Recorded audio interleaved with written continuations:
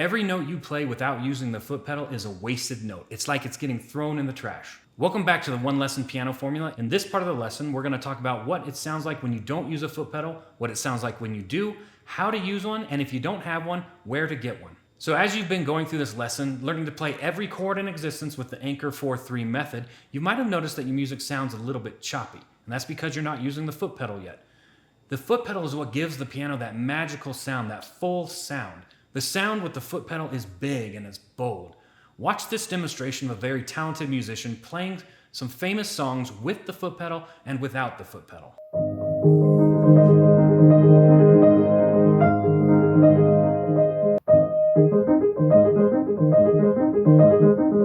For this one lesson formula, all you have to know is this. Keep the pedal pressed down except for the moment that you're changing chords. So you walk up to the piano, you sit down. The first thing you do before you play any note is you put your foot on the pedal.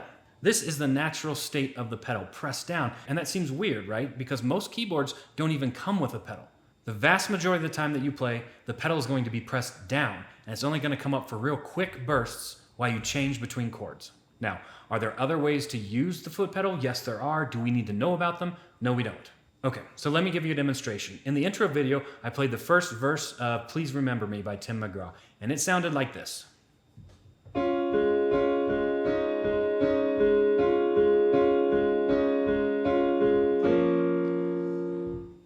Now let me play that same thing, but without using the foot pedal.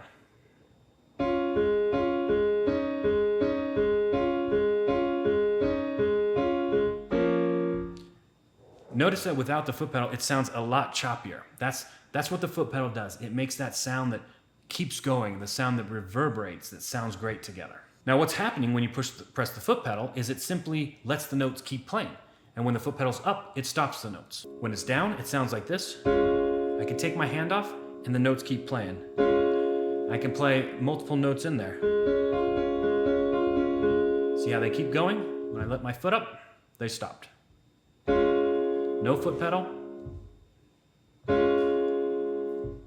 Okay, so let's do one more. We were playing Let Her Cry as we were learning our first set of chords. I'm going to bring that song back. And now, instead of playing without the foot pedal, where we were playing something like this. Let her cry if the tears fall down like rain. Okay, now we're going to add in the foot pedal. It'll sound more like this. Let her cry if the tears fall down like rain. It's a super simple thing that we just did, adding in the foot pedal. It makes the sound so much better. The song already sounds really great. Okay, so how do you practice the foot pedal? Here's what I would do. Press it down, because that's the first thing. We come sit down at the piano, we press it down. Now start doing this. When you play a chord, bring your foot up at the same time you press down. You don't want to take your foot off too soon or else the notes stop playing and it sounds choppy again. So you want to practice this up and down at the very same time. And you can just do it with the same chord. You can stick with, say, a C chord and try this out, like this.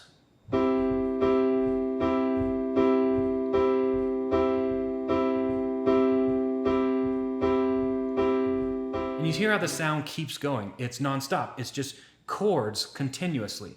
Without the pedal, it sounds like that. And if you get it wrong, which you kind of miss it. Sometimes some notes keep ringing out, but you kind of miss it. So practice that.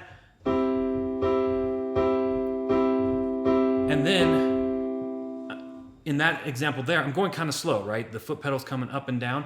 And then you get faster with it because it's just a pop. It's just a momentary foot off the pedal, which is something like this.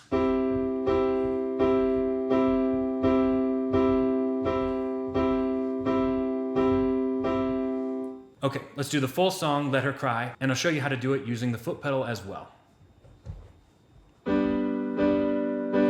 Let her cry if the tears fall down like rain. Let her sing if it eases all her pain. Let her go, let her walk right out on me. If the sun comes up tomorrow, let her be, let her be.